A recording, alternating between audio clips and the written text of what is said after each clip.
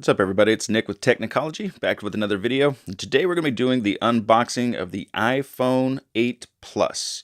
And this one I got in the space gray. It's the 256 gigabyte variant from AT&T. And let's pop this open and take a look at it. I decided to go ahead and give this one a shot just to test it out. I know the new iPhone 10 is coming out right around the corner, but let's listen to this here. Always love the sound of that. And you got your box here on the front. We got the 256 gigabyte information on the back. And let's see what we've got inside here. And presented with your standard designed by Apple in California paperwork. And you got your welcome to iPhone. And got your Apple stickers. I have too many Apple stickers around. Okay, and we're presented with the phone right off. Let's take a look at this here. And on the back, as you see, it's nice that they actually got rid of the FEC branding at the bottom. So it's just a very clean look.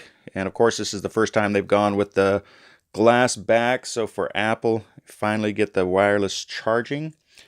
It's long overdue, but it's very welcomed. And inside the box, you got your standard 5-watt charger, which is unfortunate. I know there's been a lot about that online as far as it does do fast charging. And I actually did pick up a third-party fast charger from Anker, but you still need to get the USB-C to Lightning cable to make it work. But you can get it probably everything for right around 50 bucks. So that's very unfortunate you're not getting fast charging right out of the box, but at least it does have that option if you desire. And then you got your earbuds here, not the AirPods. These are the wired Lightning, and you got your beautiful dongle. And then you got your standard USB to Lightning cable. All right, so let's take a look at the actual phone itself here. And I always go with the black variants just because I like the black screen more than the white screen. The gold and silver colors this year actually looked really nice, but I just don't like the white fronts. So that's why I went with the black. And the space gray here. It does have, like, when you're looking at it, light, it has a certain grayish tone to it. It reminds me almost more of the jet black. Let's peel this off. Very nice. Always such a satisfying feeling, peeling the plastic off of any new product. Okay. I'm going to go ahead and power this up and we'll take a quick look at it. This will just be an unboxing kind of first impressions video, and then I'll do an actual full review on it later. And let me go ahead and get all my information set up in here. Okay, so we got all my information put in here. Let you kind of take a look at this screen here. Now, one of the things that jumps out at me is that when going back from the Android phones, like especially like I've had the S8, S8 Plus, and the Galaxy Note 8, you get those Super AMOLED screens, which are just gorgeous. I mean, it's hard to beat those with any phone. And grabbing the iPhone 8 Plus, I was concerned that the screen, I'm just going to be really disappointed with it being a 1080p LCD screen. But I do say it is actually a really clear screen, and I am a screen snob when it comes to my phones.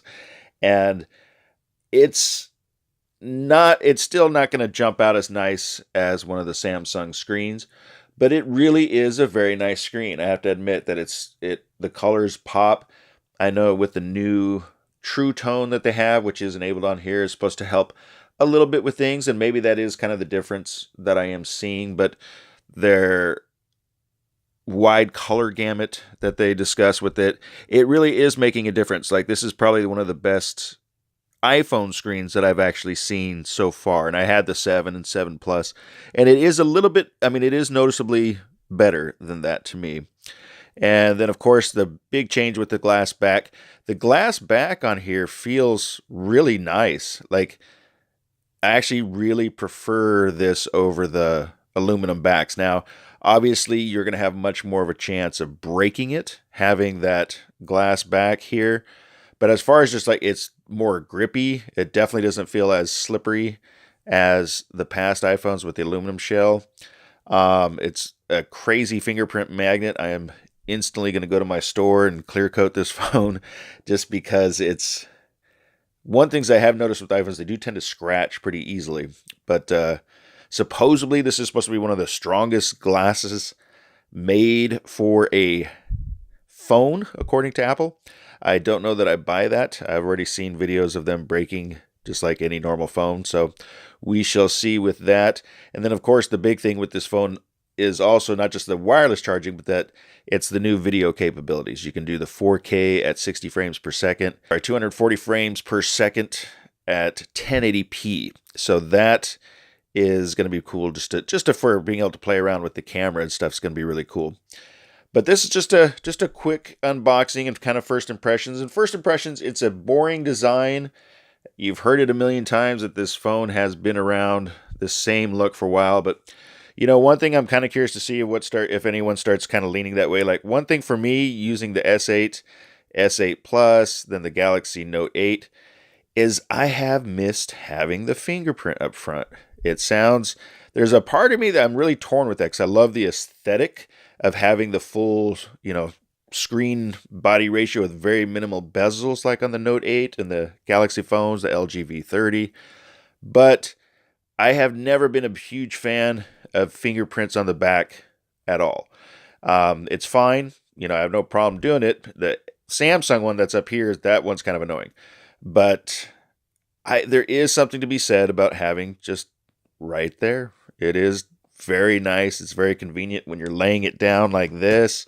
It's on the table. You just want to check something. Boom. That I do really like. And I kind of go back and forth because I love the new aesthetic of the new phones of 2017. But then I like the convenience of this. It's going to be becoming an argument of form over factor. But anyways, I'll give you a full review of this phone after I've used it for a little while. Look for my Galaxy Note 8 full month review coming out soon. And that should do it. So as always, thank you guys for checking out my channel. I really appreciate it. Till next time.